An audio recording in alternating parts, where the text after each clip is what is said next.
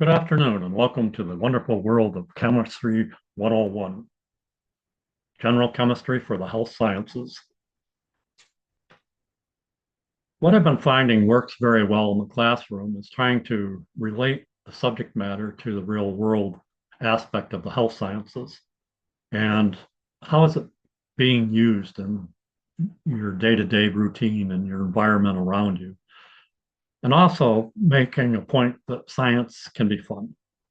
Um, I think that's a very important aspect. Many of the students come in and they have a mental block against sciences. I just can't do it.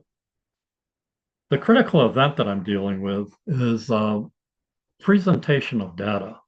We have hands-on laboratory work and we do experiments and we collect data. Well, how do you present the data? And I find this is where the stumbling block comes in. And I find that we need to probably do a better explanation of what data, the importance of it, how it's used, when it's used, and keeping that in mind so that the students realize that something like body temperature is something they're going to be recording in the health sciences, and it's very important. Well, how do you present the data? How do you display it to someone to show them that maybe their temperature is improving or it's not improving, something of that nature? I have found that the goals that we're dealing with is to looking at different things such as some of the technical terms that we use they're unfamiliar with, and we need to do a better explanation of defining those.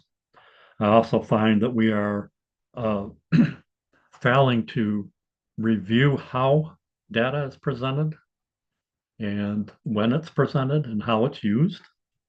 And then coupling that in with a real world tie, as I mentioned before, using something like body temperature, how does that relate to the importance of a person's health? And 96 or 98.6 is only an average. So I've done a lot of searching to see what I could come up with as a fairly elementary approach to how do we graph the data. Now, there's obviously different ways of presenting data, and we all are catch a lot of that in the media nowadays of how are the polls doing and that sort of thing.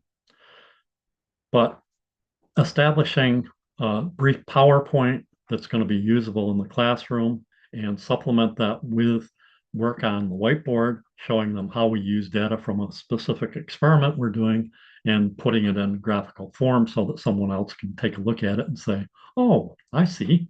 And that's the goal is, can you present the data in such a way that other people who don't really know what you're doing can understand what it is you're talking about?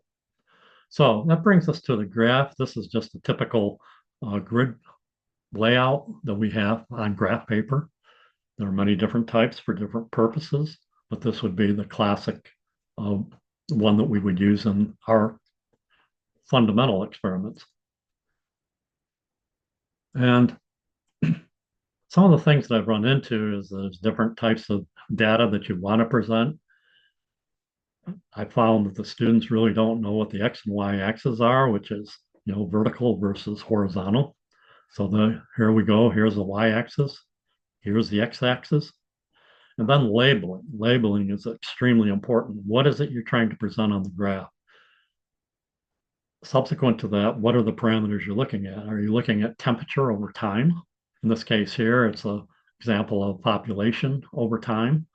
And then you want to look at the intervals. How do you break up those squares so that they're meaningful? If I was taking something like the average human temperature of 98.6, I obviously want to be several degrees below and several degrees above so that I catch the full range. So I might go 90 degrees Fahrenheit, and that's another thing that's very important to put the units down. 90 degrees Fahrenheit to, let's say, 110 degrees Fahrenheit. And that would allow me to break those grids up into specific components, like one grid might equal 1 degree Fahrenheit. Excuse me. So this idea of looking at trends over time, when we have that graph, it's painting a picture. And, oh yeah, I see what it means. And once again, we're trying to present a picture for people other than those that are doing the exact experiment themselves.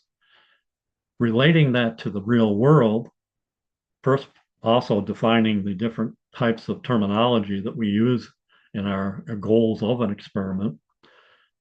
We want to make sure that we have something that is meaningful to the person who might be reviewing the graph. So if I said degrees Fahrenheit, it's very important that I have those units because we also deal with degrees Celsius a lot. I've gone over and drawing the lines. Now, as students take statistics, which some of them have and some of them will, they will be better able to present the data in graphical form. But we can take a line like this and see, okay, what's happening over time? In this case here, where we're looking at population increase over time, you can see that it's starting to level off. So that could be the temperature too. They basically tell us a story of what's occurring over time. So the symbols that I use from the engagement checklist point for UDL, there were three. Clarify vocabulary and symbols, 2.1.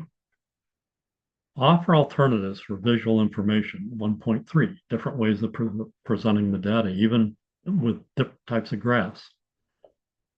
Guide information processing and visualization, 3.2. In other words, when you take and develop the graph, take a look at it yourself, then show it to maybe your lab partner. And is it presented in such a way that you can understand it? Does it paint that picture that we're looking for? Looking at the overall situation, I think that this course is allowing me an opportunity to dig in a little deeper to help correct this problem. It's one that I ran into. If we were teaching an advanced course, probably it would be understood, but we have to start somewhere. So with that, thank you very much and have a pleasant rest of your day.